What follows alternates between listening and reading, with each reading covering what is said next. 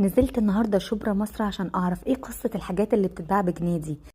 لقيت ريتشا ستور فعلا عاملين العرض ده، انك تاخدي من عندهم اي قطعة بجنيه ايا كان البراند بتاعها. وبصوا بقى البراندات اللي موجودة عندهم، شوية حاجات خطيرة.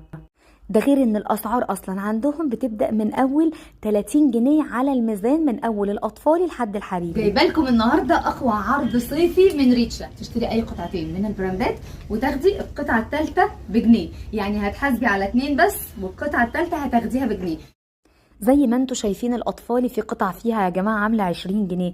الفساتين والجامسوتس عندهم حلوه جدا، وزنت كذا قطعه لقيت مثلا القطعتين مع بعض عاملين 200 جنيه، وتاخدي التالتة بجنيه، يعني 3 ب 200 جنيه. وفي كمان حاجات اقل من كده بكتير. عندهم استوكات دي فاكتو كتيره جدا، كل الحاجات داخله جوه العرض، حتى البناطيل الزارا، الجلد والقماش والميلتون. هتاخدي اي حاجه انت عاوزاها بمزاجك.